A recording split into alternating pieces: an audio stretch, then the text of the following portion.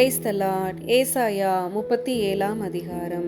ராஜாவாகிய எசேக்கியா அதை கேட்டபோது தன் வஸ்திரங்களை கிழித்து ரட்டு உடுத்துக்கொண்டு கர்த்தருடைய ஆலயத்தில் பிரவேசித்து அரண்மனை விசாரிப்புக்காரனாகிய எலியாக்கீமையும் சம்பிரதியாகிய செப்னாவையும் ஆசாரியர்களின் மூப்பரையும் ஆமோத்சின் குமாரனாகிய ஏசாயா என்னும் தீர்க்கதரிசியின் இடத்திற்கு ரட்டு உடுத்தவர்களாக அனுப்பினான். இவர்கள் அவனை நோக்கி, இந்த நாள் நெருக்கமும் கண்டிதமும் தூசணமும் அனுபவிக்கிற நாள். பிள்ளை பேறு நோக்கி இருக்கிறது, பெறவோ பலன் இல்லை. ஜீவனுள்ள தேவனை நிந்திக்கும்படி அசீரியா ராஜாவாகிய தன் ஆண்டவனால் அனுப்பப்பட்ட ரப்சாக்கே சொன்ன வார்த்தைகளை உமது தேவனாகிய கர்த்தர் கேட்டிருக்கிறார். உமது தேவனாகிய கர்த்தர் கேட்டிருக்கிற வார்த்தைகளின் நிமித்தம் தண்டனை செய்வார். ஆகையால் இன்னும் மீதியாய் இருக்கிறவர்களுக்காக விண்ணப்பம் செய்வீராக என்று எசேக்கியா சொல்லச் சொன்னார் என்றார்கள். இவ்விதமாய் எசேக்கியா ராஜாவின் ஊழியக்காரர் ஏசாவின் இடத்தில் வந்து சொன்னார்கள். அப்பொழுது ஏசாயா அவர்களை நோக்கி, அசீரியா ராஜாவின் ஊழியக்காரர் என்னை தூசித்ததும் நீர் கேட்டதுமான வார்த்தைகளினாலே பயப்படாதேயும். இதோ அவன் ஒரு செய்தியை கேட்டு தன் தேசத்துக்கு திரும்புவதற்கான ஆவியை நான் அவனுக்குள் அனுப்பி அவனை அவன் தேசத்திலே பட்டயத்தால் விழப்பண்ணுவேன் என்று கர்த்தர் உரைக்கிறார் என்பதை உங்கள் ஆண்டவனிடத்தில் சொல்லுங்கள் என்றான். அசீரியா ராஜா லாகீஸை விட்டு புறப்பட்டான் என்று கேள்விப்பட்டு ரப்சாக்கே திரும்பி போய் அவன் லிப்னாவின் மேல் யுத்தம் பண்ணுகிறதை கண்டான். அப்பொழுது எத்தியோப்பியாவின் ராஜாவாகிய திராக்கா உம்மோடு யுத்தம் பண்ண புறப்பட்டான் என்று சொல்ல கேள்விப்பட்டான். அதை கேட்டபோது அவன் எசேக்கியாவின் இடத்துக்கு ஸ்தானாதிபதிகளை அனுப்பி, நீங்கள் யூதாவின் ராஜாவாகிய எசேக்கியாவுக்கு சொல்ல வேண்டியது என்னவென்றால், எருசலேம் அசீரியா ராஜாவின் கையில் ஒப்பு கொடுக்கப்படுவதில்லை என்று நீ நம்பி இருக்கிற உன் தேவன் உன்னை எத்த ஒட்டாதே. இதோ அசீரியா ராஜாக்கள் சகல தேசங்களையும் சங்கரித்த செய்தியை நீ கேள்விப்பட்டிருக்கிறாய். நீ தப்புவாயோ?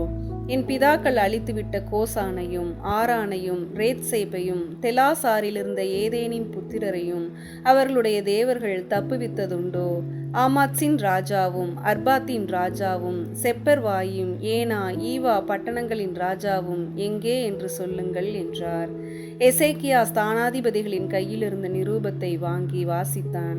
பின்பு எசேக்கியா கர்த்தருடைய ஆலயத்திற்கு போய் அதை கர்த்தருக்கு முன்பாக விரித்து கர்த்தரை நோக்கி, சேனைகளின் கர்த்தாவே, கேருபீன்களின் மத்தியில் வாசம் பண்ணுகிற இஸ்ரவேலின் தேவனே, நீர் ஒருவரே பூமியின் ராஜ்யங்களுக்கெல்லாம் தேவனானவர்.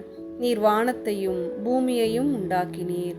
கர்த்தாவே, உமது செவியை சாய்த்து கேளும். கர்த்தாவே, நீர் உமது கண்களை திறந்து பாரும். சனகெரிப் ஜீவனுள்ள தேவனை நிந்திக்கும்படிக்கு சொல்லி அனுப்பின வார்த்தைகளை எல்லாம் கேளும். கர்த்தாவே, அசீரியா ராஜாக்கள் அந்த ஜாதிகளையும் அவர்கள் தேசத்தையும் நாசமாக்கி அவர்களுடைய தேவர்களை நெருப்பிலே போட்டுவிட்டது மெய்தான். அவைகள் தேவர்கள் அல்லவே, மனுஷர் கை வேலையான மரமும் கல்லுந்தானே. ஆகையால் அவைகளை நிர்த்தூளியாக்கினார்கள். இப்போதும் எங்கள் தேவனாகிய கர்த்தாவே, நீர் ஒருவரே கர்த்தர் என்று பூமியின் ராஜ்யங்களெல்லாம் அறியும்படிக்கு எங்களை அவன் கைக்கு நீங்களாக்கி இரட்சியும் என்று விண்ணப்பம் பண்ணினான். அப்பொழுது ஆமோத்சின் குமாரனாகிய ஏசாயா எசேக்கியாவுக்கு சொல்லி அனுப்பினது, இஸ்ரவேலின் தேவனாகிய கர்த்தர் உரைக்கிறது என்னவென்றால், அசீரியா ராஜாவாகிய சனகெரிப்பின் நிமித்தம் நீ என்னை நோக்கி விண்ணப்பம் பண்ணினாயே. அவனை குறித்து கர்த்தர் சொல்லுகிற வசனமாவது, சியோன் குமாரத்தியாகிய கன்னியாஸ்திரீ உன்னை இகழ்ந்து உன்னை பரிகாசம் பண்ணுகிறாள். எருசலேம் குமாரத்தி உன் பின்னாலே தலையை துலுக்குகிறாள். யாரை நிந்தித்து தூஷித்தாய்? யாருக்கு விரோதமாய் உன் சத்தத்தை உயர்த்தினாய்?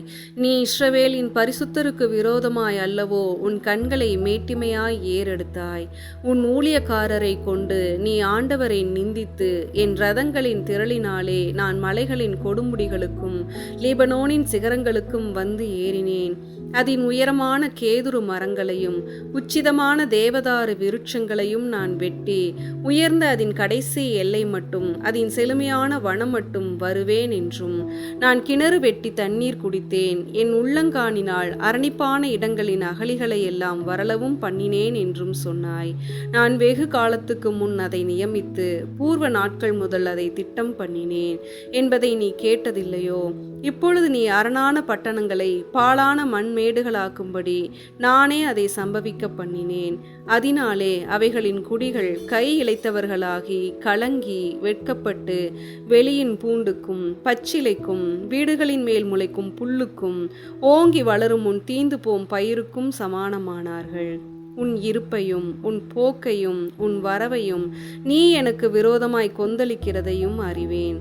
நீ எனக்கு விரோதமாய் கொந்தளித்து வீரியம் பேசினது என் செவிகளில் ஏறினபடியினாலே நான் என் துரட்டை உன் மூக்கிலும் என் கடிவாளத்தை உன் வாயிலும் போட்டு நீ வந்த வழியே உன்னை திரும்ப பண்ணுவேன். உனக்கு அடையாளமாய் இருப்பது என்னவென்றால், இந்த வருஷத்திலே தப்பி பயிராகிறதையும் 2ஆம் வருஷத்திலே தானாய் விளைகிறதையும் சாப்பிடுவீர்கள். 3ஆம் வருஷத்திலோ விதைத்து அறுத்து திராட்சை தோட்டங்களை நாட்டி அவைகளின் கனிகளை புசிப்பீர்கள். யூதா வம்சத்தாரில் தப்பி மீந்திருக்கிறவர்கள் மறுபடியும் கீழே வேர் பற்றி மேலே கனி கொடுப்பார்கள். மீதியாய் இருக்கிறவர்கள் எருசலேமிலும் தப்பினவர்கள் சீயோன் மலையிலும் இருந்து புறப்படுவார்கள். சேனைகளுடைய கர்த்தரின் வைராகியம் இதை செய்யும். ஆகையால் கர்த்தர் அசீரியா ராஜாவை குறித்து, அவன் இந்த நகரத்துக்குள் பிரவேசிப்பதில்லை, இதன் மேல் அம்பு எய்வதும் இல்லை, இதற்கு முன்பாக கேடகத்தோடே வருவதும் இல்லை, இதற்கு எதிராக கொத்தளம் போடுவதும் இல்லை. அவன் இந்த நகரத்துக்குள் பிரவேசியாமல் தான் வந்த வழியே திரும்பி போவான். என் நிமித்தமும் என் தாசனாகிய தாவீதின் நிமித்தமும் நான் இந்த நகரத்தை ரட்சிக்கும்படிக்கு இதற்கு ஆதரவாய் இருப்பேன் என்பதை கர்த்தர் உரைக்கிறார் என்று சொல்லி அனுப்பினான். அப்பொழுது கர்த்தருடைய தூதன் புறப்பட்டு அசீரியரின் பாளையத்தில் 185,000 பேரை சங்கரித்தான். அதிகாலமே எழுந்திருக்கும் போது இதோ அவர்கள் எல்லாரும் செத்த பிரேதங்களாய் கிடந்தார்கள். அப்பொழுது அசீரியா ராஜாவாகிய சனகரி பிரயாணப்பட்டு திரும்பி போய் நினிவேயில் இருந்து விட்டான்.